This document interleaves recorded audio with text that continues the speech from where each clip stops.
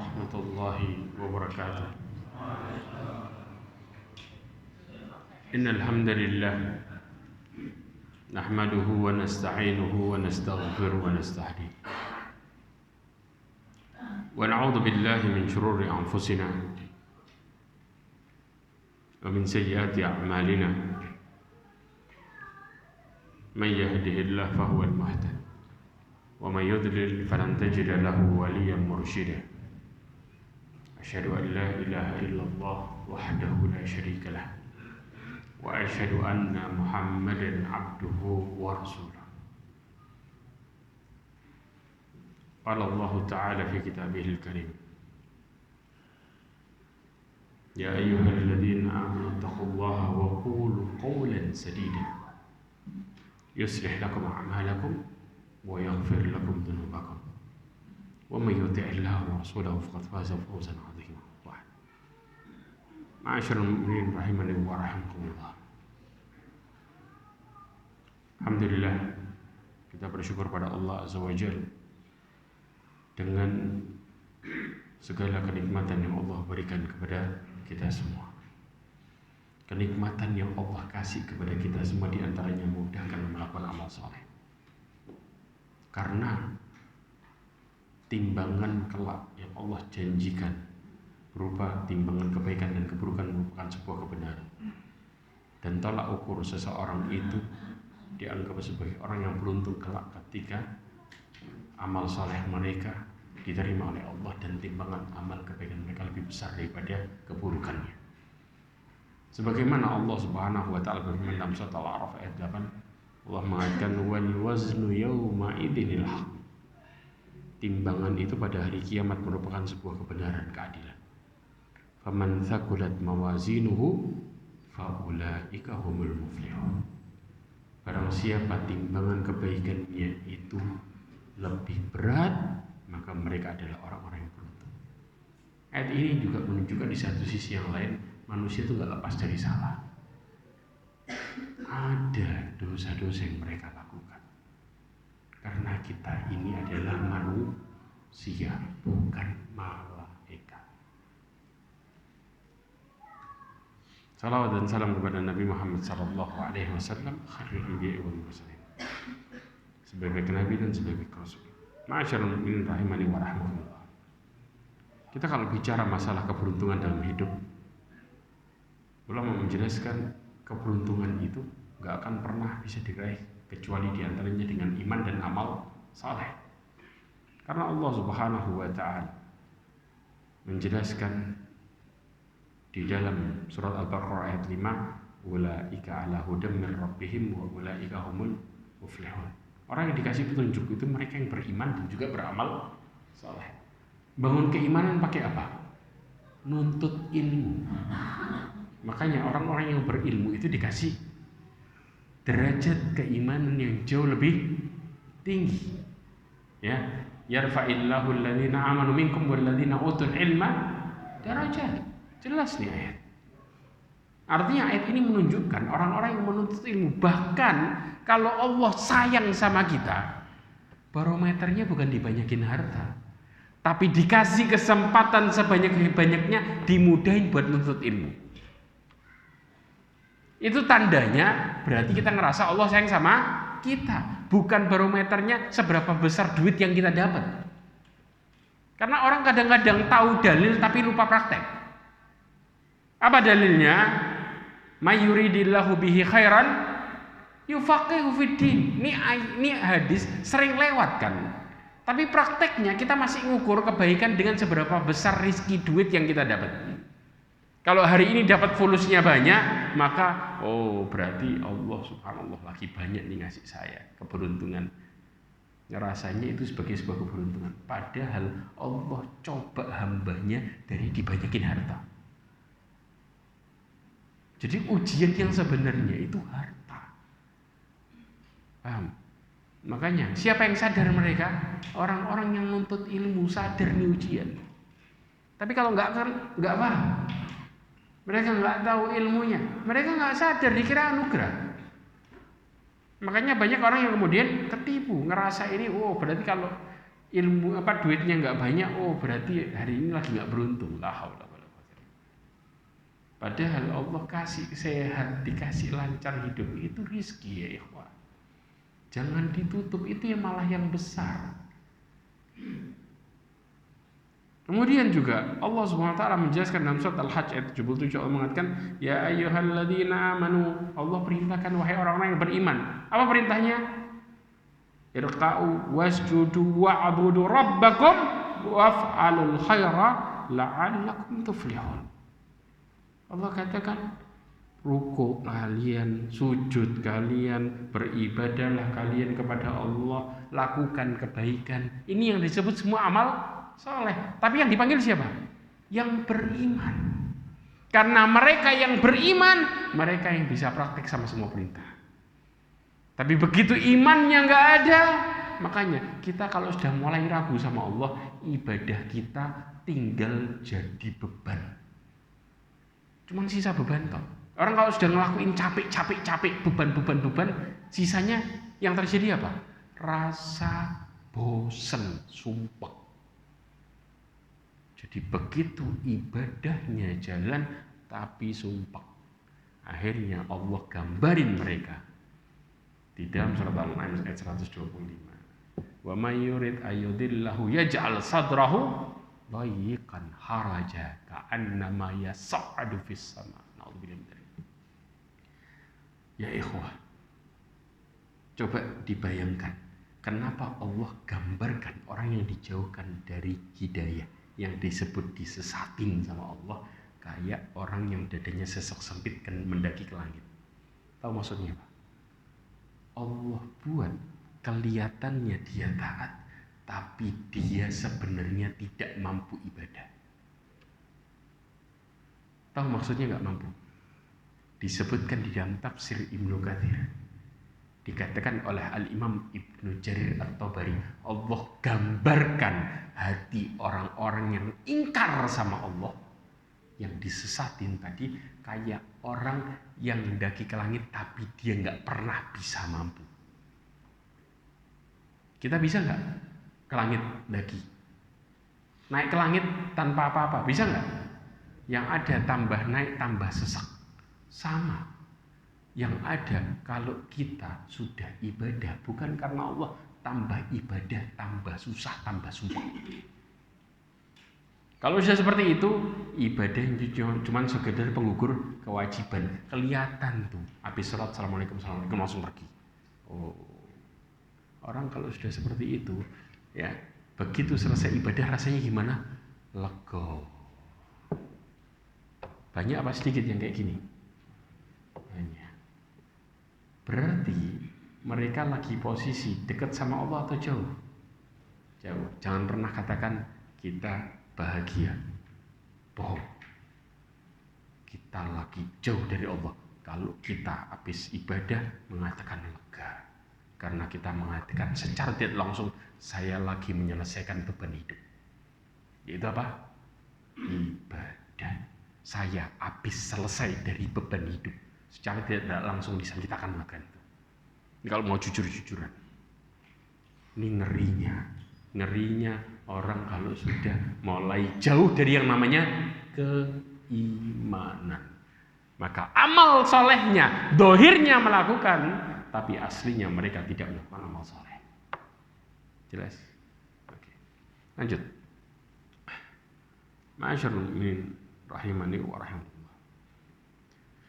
Kemudian dari masalah ini kita bicara nih iman amal soleh. Ada satu yang kita suka lupain. Orang disebut beriman dan beramal soleh, ada satu yang harus disertain bersamanya. Dan ini yang kita kadang-kadang suka pura-pura lupa atau memang sengaja lupa. Apa itu? Apa itu? Istighfar. Minta ampun sama Allah. Saya tanya, dosa kita yang kita nggak sadari sama yang kita sadari banyakan mana? Banyakan mana? Yang nggak sadar. Sedangkan orang kalau sudah berdosa dan dia belum bertobat sama Allah, berefek nggak dalam hidupnya? Pasti. Tidak mungkin tidak, pasti. Dan hukuman dosa yang dia tidak mau bertobat adalah dosa berikutnya. Orang kalau sudah berdosa sama Allah dan nggak yakin sama Allah, maka hidupnya bermasalah kan? Cara nutupi masalahnya pakai apa? Loh, kalau dia sudah nggak yakin, orang kalau nggak yakin nggak mungkin istighfar ya ikhwah. Kalau orang bisa istighfar namanya yakin sama Allah. Akhirnya apa? Dia minta ampun sama Allah karena yakin Allah yang bisa memperbaiki hidupnya. Makanya istighfar. Tapi kalau sudah nggak yakin sama Allah, pakai apa? Dosa lagi. Makanya hidup kita nutup dosa pakai dosa. Allah mengatakan fi qulubihim maradun fazadahumullahu maradha. Itu yang jadi masalahnya. Karena orang-orang yang berdosa dan belum bertobat, mereka adalah orang-orang yang jauh dari keyakinannya. Semakin dosa, semakin imannya terkikis. Dikikis pelan-pelan sampai habis. Ini ngerinya. Makanya pikiran kita pada waktu lagi kalut, yang kita pikirin apa? Cari hiburan, bukan ibadah. Padahal Allah katakan apa? Wasta'inu bis-sabri was-shalah. Ayat ini cuma numpang lewat wallahi dalam hidup. Kalau prinsip kita nggak cepat-cepat balik. Paham? Kita tahu kan ayat, mintalah kalian tolong dengan sabar dan salat. Tapi ayat ini kemana? Berapa persen orang yang bisa praktek? Kenapa? Karena mereka ketika nggak yakin sama Allah, mereka berusaha menyelesaikan masalahnya dengan dirinya sendiri. Cara paling gampang apa? Cari hiburan. Sedangkan arah hiburannya, arah taat atau maksiat? Ya sudah, selesai. Makanya orang yang banyak piknik berarti mereka lagi bermasalah sama Allah. Karena orang mukmin gak butuh piknik. Ya. Makanya saya mau tanya, di bulan Ramadan, ya, tempat piknik ramai apa tuh sepi? Saya mau tanya, ramai atau sepi? Di bulan Ramadan. Berarti kelihatan nih, Ramadan piknik tetap. Kalau yang ngomong ramai. Sepi. Kenapa sepi? Mereka lagi bahagia. Makanya nggak cari piknik kanan kiri. Tapi begitu Id, ramai atau sepi? Kelihatan. Mulai baca Qur'annya hilang, tahajudnya hilang, akhirnya cari piknik. Kenapa? Mereka lupa buat istighfar. Makanya istighfar ini jangan dikira cuma orang yang berdosa atau yang harus istighfar. Kadang-kadang kita ngomong sama saudara kita, ayo istighfar antum yang banyak. Antum nih banyak dosa, padahal yang ngomong juga tambah banyak dosanya. Ya, orang yang istighfar itu orang yang semakin taat harusnya semakin banyak istighfar. Entah Rasulullah SAW mengatakan wallahi la astaghfiruna fi kulli yawmin akthar min 70 marrah. Fi riwayah 100 marrah. Demi Allah aku beristighfar dalam sehari lebih dari 70 kali, di riwayat yang lain 100 kali. Kenapa Rasulullah lakukan ini setiap hari? Karena untuk bisa tetap istiqomah, kita harus minta ampun sama Allah. Karena di tengah istiqomah ada keplesetnya.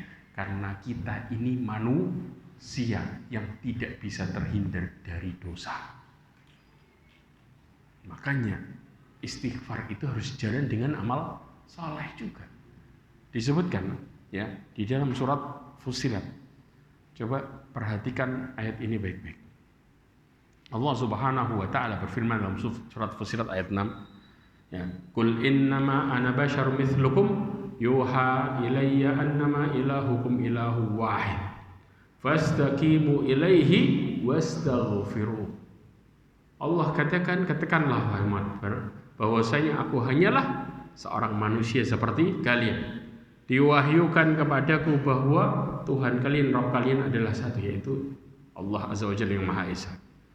Maka tetaplah istiqomah pada jalan yang lurus menuju kepada Allah dan mohonlah ampun kepadanya.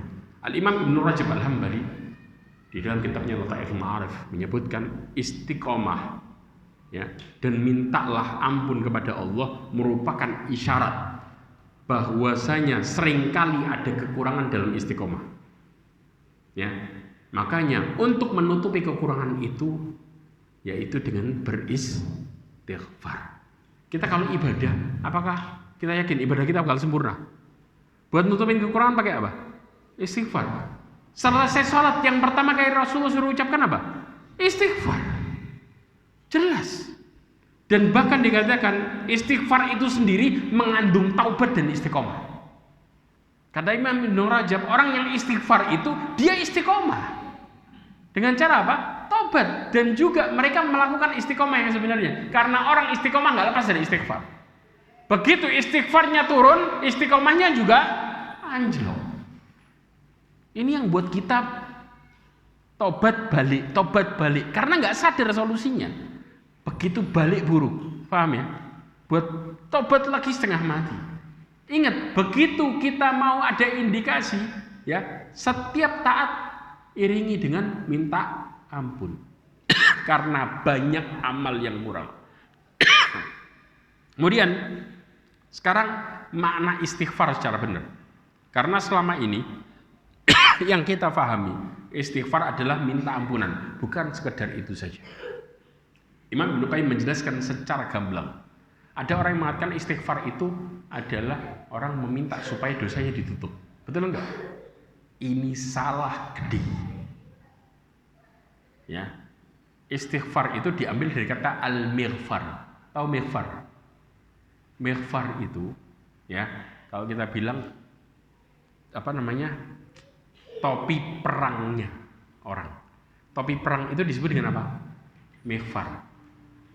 Fungsinya topi perang buat nutupin tok atau buat melindungi? Persis. Istighfar itu buat ngelindungin orang yang minta tobat sama Allah. Ngelindungi. Ngelindungi dari apa? Dosa.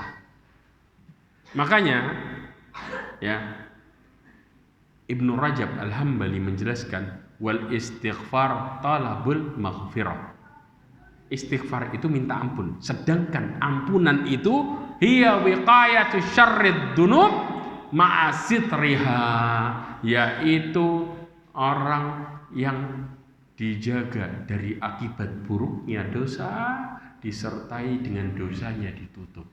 Dijaga dari akibat buruknya dosa dan dosanya ditutup. Paham? Ini disebut istighfar. Kemudian Imam Ibnu Qayyim mengatakan talabul maghfirah minallah wa huwa mahwud dunub wa izalatu atharihi wa wiqayatu syarrihi. Minta ampun sama Allah itu artinya apa? Yaitu menghilangkan dosa, dihapusin dosa. Satu. Yang kedua, izalatu atharihi, menghilangkan dampak dosanya. Dua. Satu apa? Menghapuskan dosa. Yang kedua, menghilangkan dampak dosa. Yang ketiga adalah wiqayatu syarrihi, serta melindungi dari akibat buruk dosa. Tiga hal ini yang mengandung dalam istighfar. Makanya begitu antum minta ampun sama Allah, semua akibat setelahnya dan hukuman yang akan datang serta dosanya semua Allah hilangin bersamaan dalam satu waktu. Kalau kita jujur istighfarnya. Karena ada orang-orang yang dusta nggak sama istighfarnya, banyak. Sampai disebutkan oleh Hudzaifah bin Yaman, kafa bil mar'i kadziban. Cukup dikatakan orang itu sebagai pendusta, bohong. Kenapa? Ayakul astaghfirullah tsumma yaum. Mereka ngomong astaghfirullah, kemudian apa? Siap-siap buat balik. Punya planning, habis ini lanjut zen. Nauzubillah min dzalik. Itu yang terjadi.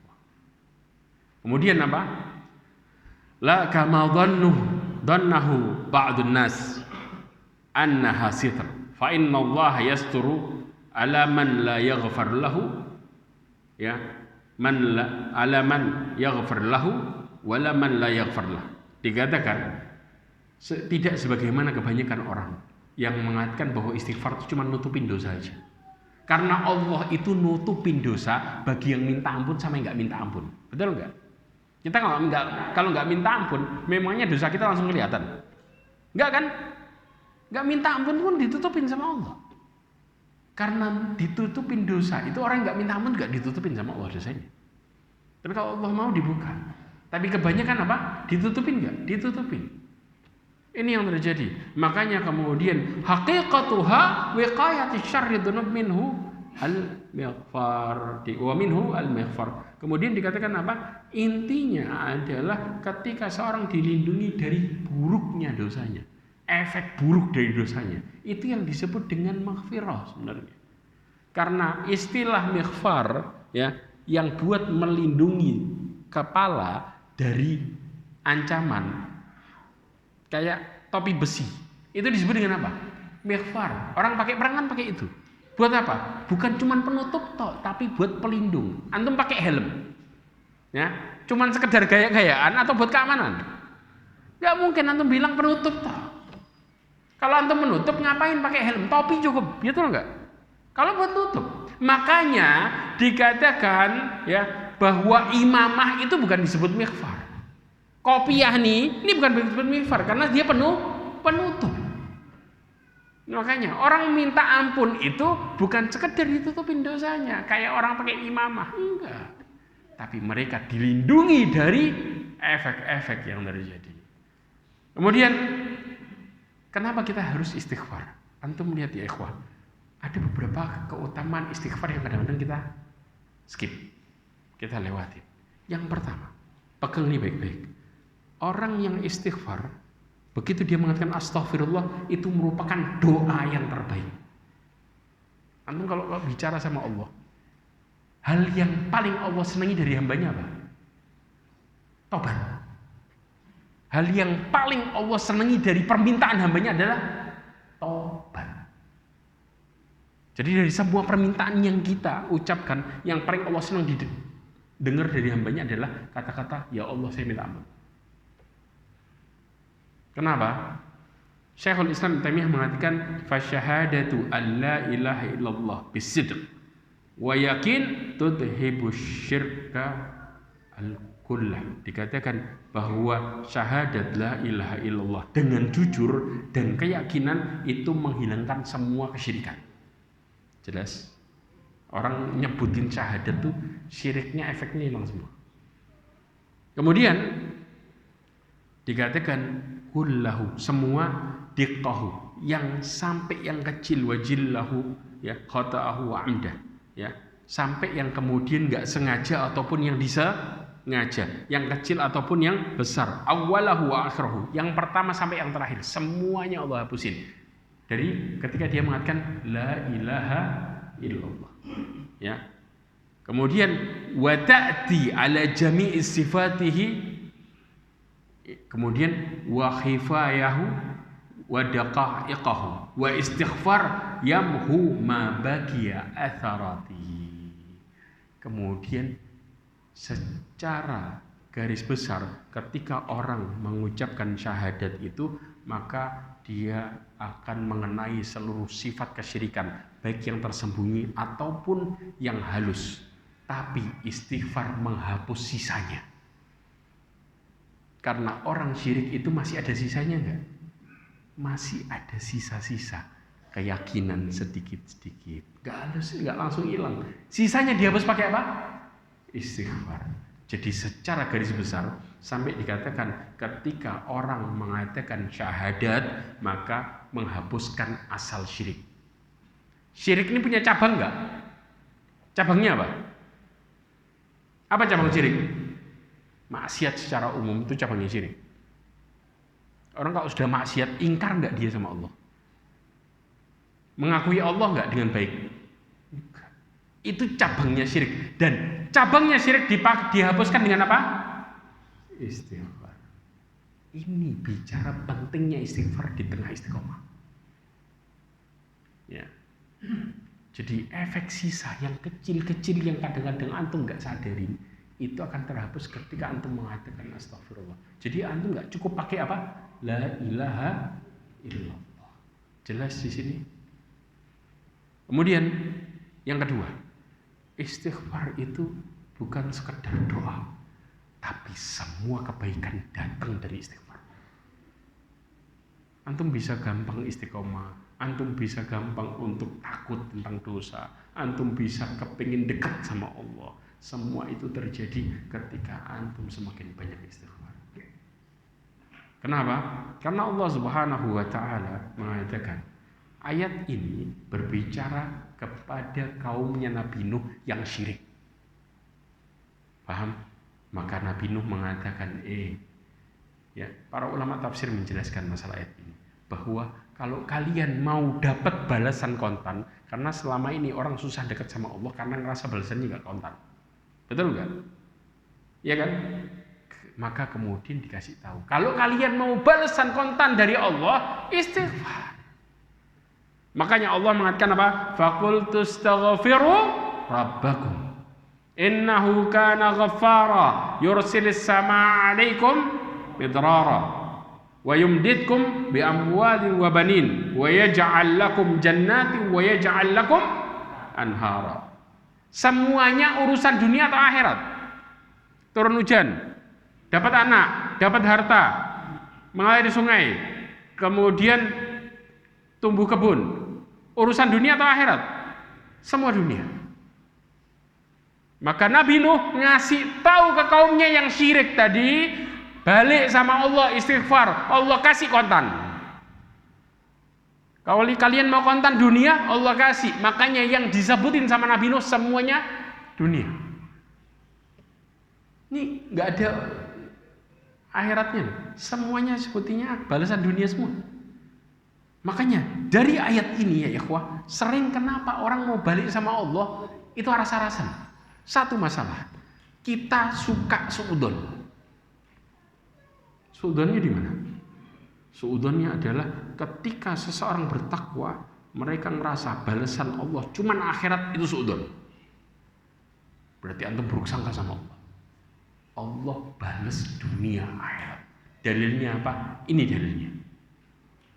Makanya sampai dikatakan oleh sebagian ulama, di antara buruknya suudzon seseorang kepada Allah adalah menyangka ketika seseorang yang bertakwa dia akan diberikan ganjaran akhirat semata, dunia enggak dapat. Itu suudzon.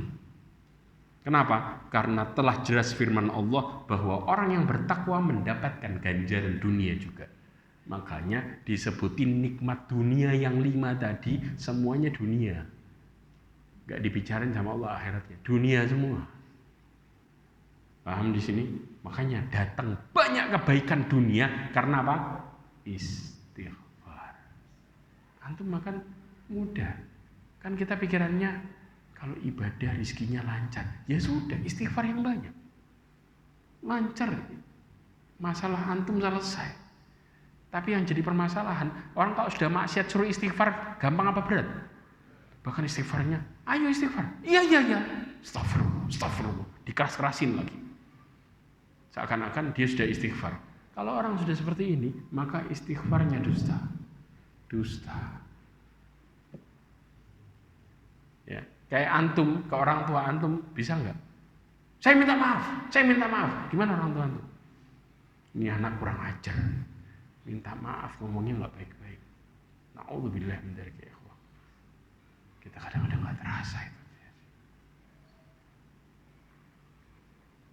Kemudian disebutkan juga oleh Al-Imam Mawardi dalam tafsirnya, seorang tidak hanya mendapatkan ganjaran ukhrawi, akan tapi dia juga mendapatkan ganjaran duniawi. Maka secara umum ketakwaan tidak hanya dijanjikan ganjaran ukhrawi, tetapi duniawi juga dijanjikan bersamanya. Yang berikutnya, ya, istighfar itu juga bisa menjauhkan adab Allah. Makanya disebutkan apa? Dihilangkan dampaknya. Sampai para ulama menjelaskan ini adab sudah di depan mata mau datang. Paham? Sudah nimpa dia, tinggal sedikit nimpa dia. Begitu dia istighfar berhenti langsung. Kebayang nih? Tapi kita buat kayak gitu berat. Karena hanya orang yang dikasih petunjuk yang gampang istighfar dengan jujur. Makanya ya ikhwah, ketika kita bulan Ramadan merasakan nikmatnya ibadah, sampai kita kadang-kadang menitikkan air mata, yang kita ingat pertama kali apa?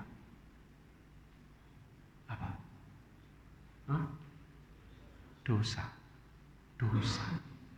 Antum lagi nikmatin ibadah sama Allah, yang buat antum nangis pertama kali dosa.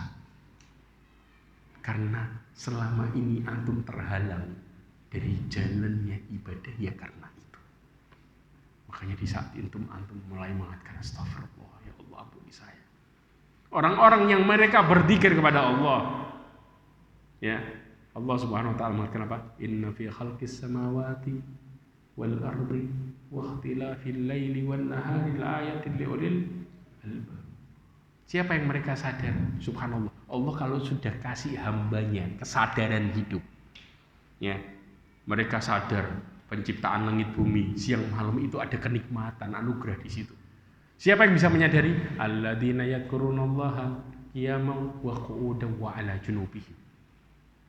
Mereka yang berzikir kepada Allah dalam setiap kondisi. Berdiri, berbaring, duduk, semua.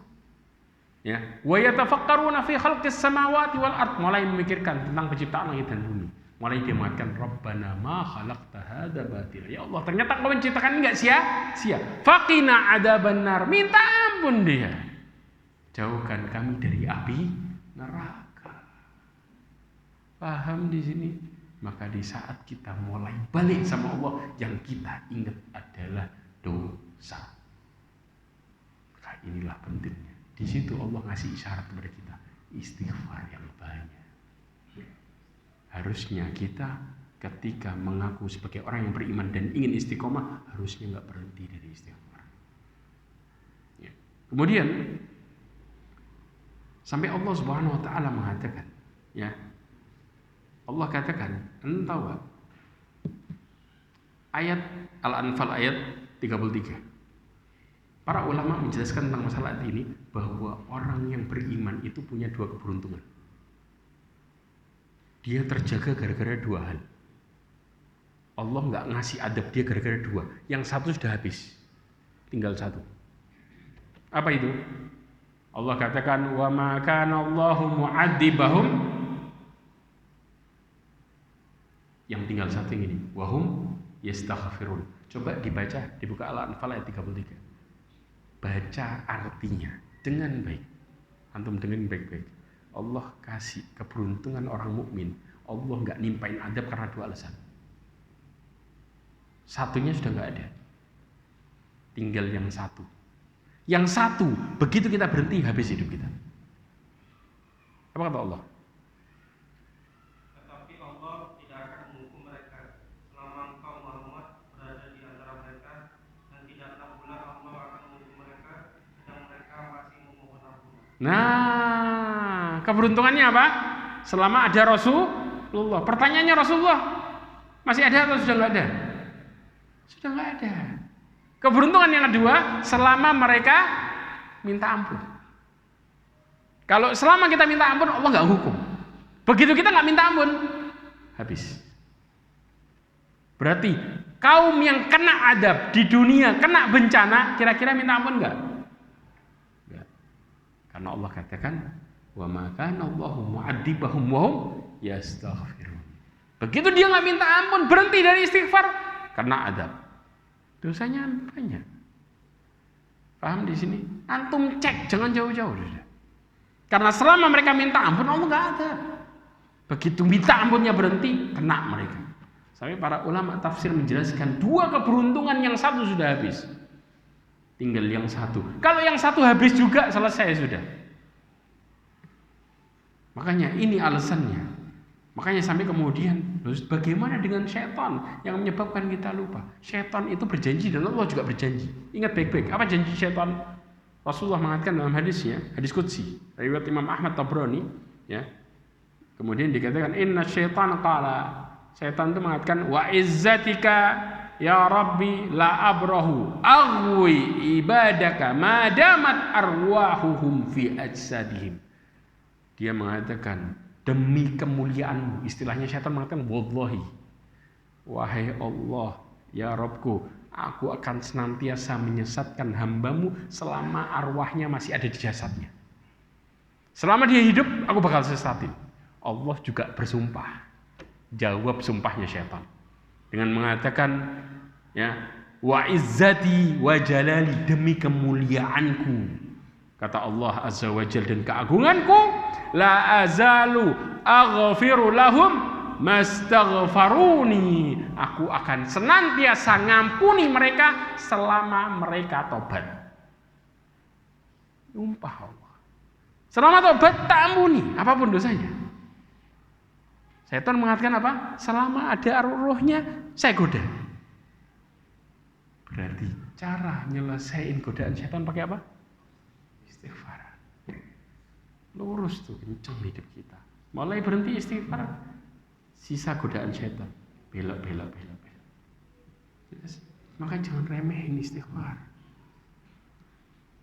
Ya.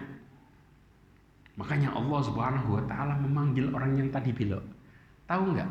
Ayat Az-Zumar 53 itu bukan cuma bagi orang yang beriman toh, yang kepeleset. Orang kafir dipanggil juga. Orang musyrik dipanggil sama Allah dengan panggilan yang sama. Dan ini disebutkan dalam tafsir. Disebutkan qul ya ibadiyalladzina asrafu ala anfusihim. Ya, la taqnatu min rahmatillah innallaha yaghfirudz dzunuba jami'a innahu huwal ghafurur rahim. Allah katakanlah wahai para hambaku yang melampaui batas. Ya, Al-Imam Ibnu Jarir At-Tabari mengatakan bahwa Allah menyeru kepada seluruh pihak yang melampaui batas terhadap dirinya, baik yang beriman atau musyrik. Kebayang, Allah manggil bukan sekadar orang yang beriman, musyrik pun dipanggil. Ya, dengan kata-kata apa? Jangan putus asa dari rahmat Allah. Allah mengampuni seluruh dosa. Makanya disuruh apa? Taubat. Panggilannya juga bagi orang musyrik. Ayat ini bukan bicara sebagai orang yang taat saja. Jelas. Kemudian, karena pada dasarnya ya ikhwah, semua masalah hidup kita, bencana yang datang dalam hidup kita, baik individual atau banyak orang, semua karena dosa. Bahkan Ali bin Abi Thalib mengatakan, tidaklah sebuah bencana diturunkan kecuali karena adanya dosa. Tetapi tidak ada yang bisa mengangkatnya kecuali taubat. Antum kalau mau berhenti dari efek bencana dan bencana itu berhenti, maka bertobat. Begitu tobat, Allah kembalikan lagi. Banyak nggak daerah-daerah yang tertimpa masalah? Banyak kan? Coba lihat ketika daerahnya berubah, bertobat. Selesai nggak masalahnya? Selesai. Hidup mereka normal lagi. Ini yang terjadi. Makanya orang-orang yang daerahnya kena bencana, mereka dekat sama Allahnya sadar luar biasa. Karena mereka tahu dan yakin secara langsung efeknya. Tapi kita yang ngerasa aman yang bahaya. Hati-hati yang ngerasa aman. Kemudian yang keempat ya ikhwah, orang yang istighfar itu bukan sekedar mendatangkan kebaikan, doa yang terbaik, dihilangkan dari hukuman, tapi juga mendatangkan rahmat Allah Subhanahu wa taala.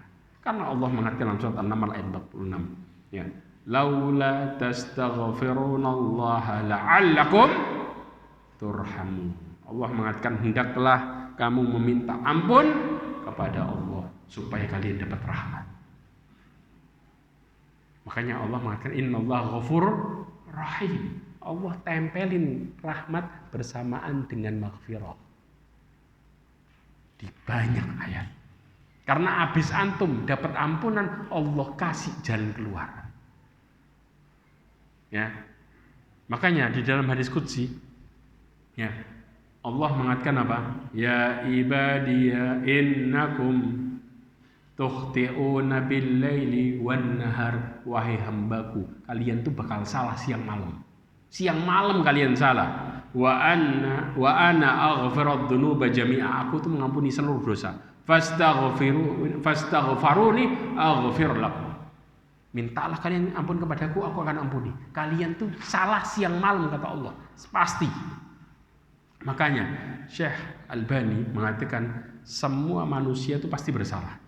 Dia tidak bisa lepas dari kesalahan dirinya. Karena Allah tatkala menciptakan malaikat dan menciptakan manusia, maka Allah kasih garis. Garisnya apa? Allah buat malaikat makhluk yang taat. Jelas? Garisnya manusia bisa taat, bisa maksiat. Ya.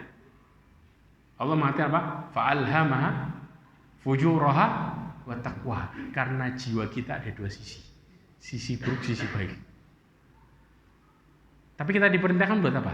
Jadi orang baik. Qad aflaha man zakkaha. Begitu kita jadi orang baik, maka kita lebih mulia daripada malaikat. Maka dikatakan apa? Kasyafaratil kiramin bararah. Kebayang enggak? Makanya sampai dikatakan bahwa seorang manusia tidak akan terlepas dari dosa. Kenapa? Karena dia adalah manusia, bukan malaikat. Nah, kalau kita mengatakan, ya Allah, saya ini kok salah terus. Ya iya, kita ini manusia, bukan malaikat. Kalau malaikat nggak bakal salah kita. Jelas di sini. Makanya karena kita manusia, maka kemudian Rasulullah SAW mengatakan, kenapa kita dibuat salah? Karena ada hikmah besar di situ, supaya kita balik kepada Allah setiap saat. Sebagaimana Rasulullah katakan, makanya orang yang istiqomah itu yang balik setiap saat. Baliknya lewat apa? Kepleset, balik, terus tidak berhenti. Tiap hari balik sama Allah. Ini istiqomah, nggak lepas dari istighfar. Makanya dikatakan apa? Walladzi nafsi biyadihi. Kata Rasulullah dalam hadis riwayat Imam Muslim, demi jiwaku yang ada di tangannya. Lau lam tudnibu la dhahaballahu bikum. Kalau kalian enggak berbuat dosa, Allah akan binasakan kalian. Kenapa? Kemudian wala jaa biqaumin yudnibuna wa yastaghfiruna Allah fayaghfiru lahum. Maka Allah datangkan dengan kaum yang berbuat dosa dan minta ampun sama Allah. Allah ampuni mereka supaya mereka selalu balik sama Allah. Karena kalau manusia ini ada nafsunya enggak? Kalau sudah ngerasa bahwa dirinya berbuat baik terus, kira-kira mereka butuh sama Allah enggak? Persis. Itu letaknya. Itu garis besarnya. Jadi orang-orang yang ngerasa baik, mereka lah yang tertipu. Ngerasa bangga sama dirinya, mereka justru menjadi manusia yang terburuk. Jelas di sini? Paham? Oke. Dan yang terakhir adalah istighfar menambah kekuatan untuk kebaikan. Kita bisa tambah kuat ibadah. Kita bisa tambah kuat jalani masalah hidup kalau kita banyak istighfar. Ini kuncinya ya Allah. Tapi kalau kita berat buat istighfar, jangan harap kita bisa jadi makhluk yang survive. Kita bakal jadi orang yang lemah. Bahkan kita jadi orang yang benar-benar jahil luar biasa. Karena apa? Semakin banyak dosa, semakin hati kita hampa.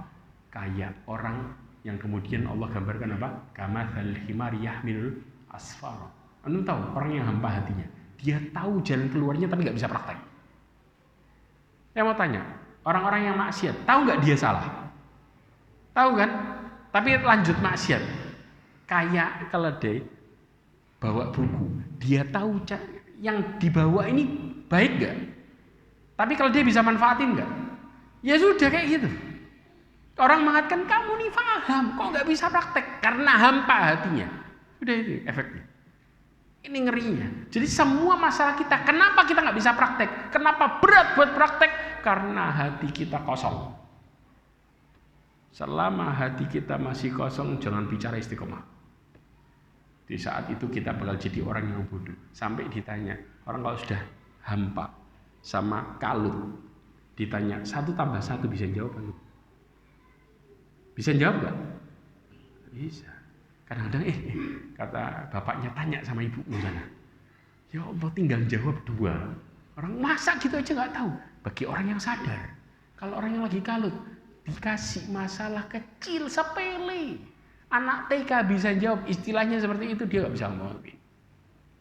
Karena hatinya lagi kosong. Maka jangan pernah ngerasa bangga sama yang kita tuntut. Kalau hati kita hampa, semua itu cuma sekedar ilmu yang kita paham tapi nggak bisa buat apa-apa. Kayak keledai bawa tumpukan kertas yang isinya solusi tapi cuma dibawa kemana-mana. Paham? Jelas masalahnya. Karena kita jauh dari balik sama Allah, yaitu istighfar. Ma'asyiral mu'minin rahimani wa rahimakumullah. Waktu istighfar itu secara umum ya, ketika kita berbuat kemaksiatan ya, diperintahkan pagi sore, kemudian ketika selesai sholat fardu ya, dengan berbagai macam, ketika selesai sholat duha ya, kemudian meninggalkan Arafah, dan bahkan waktunya para ulama menjelaskan kapanpun.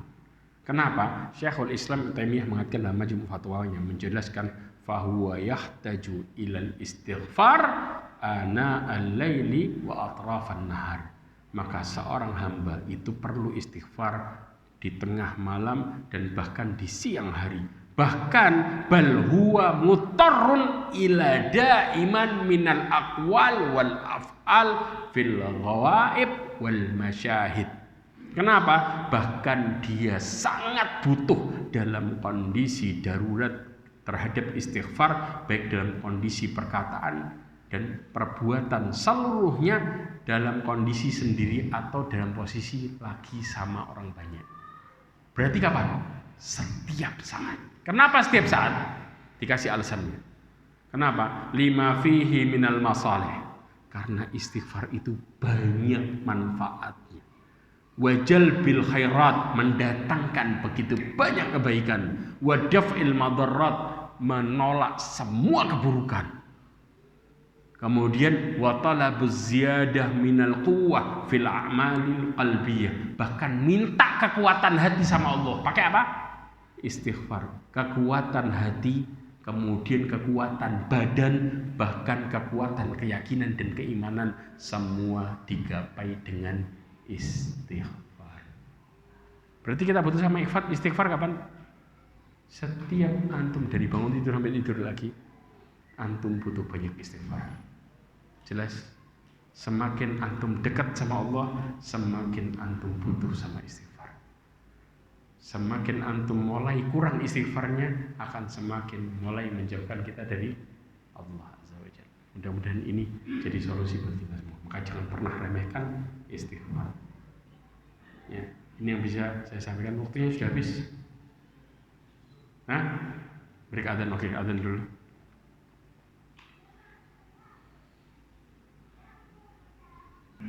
Coba perhatikan baik-baik, kita kadang tanya tentang lafaz istighfar itu gimana sih? Saya nukil ada 4 riwayat.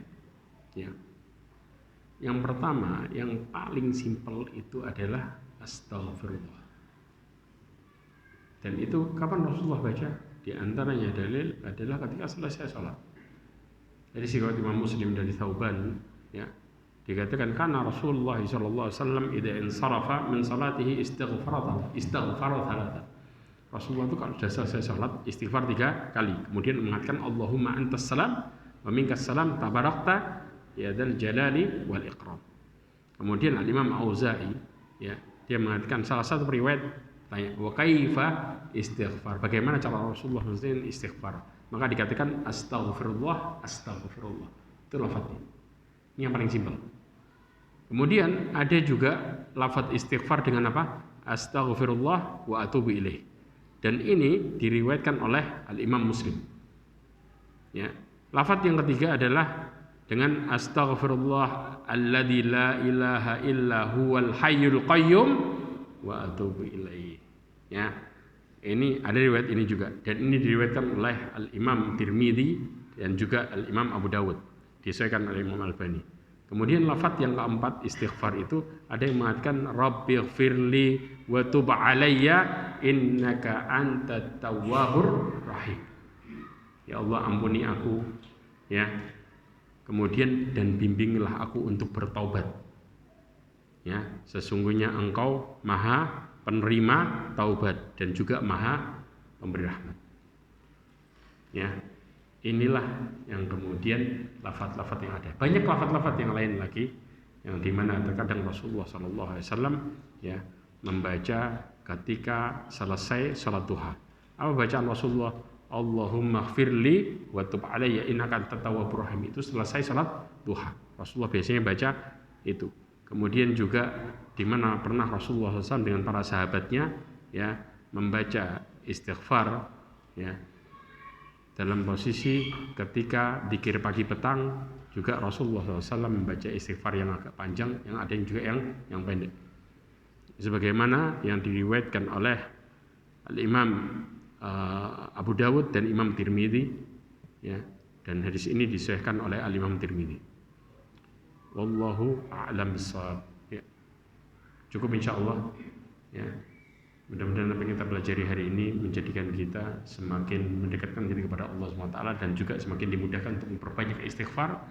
Mudah-mudahan Allah SWT menjauhkan kita dari keburukan-keburukan serta kesyirikan-kesyirikan, serta mudah-mudahan Allah menutup hidup kita semua dengan husnul khatimah.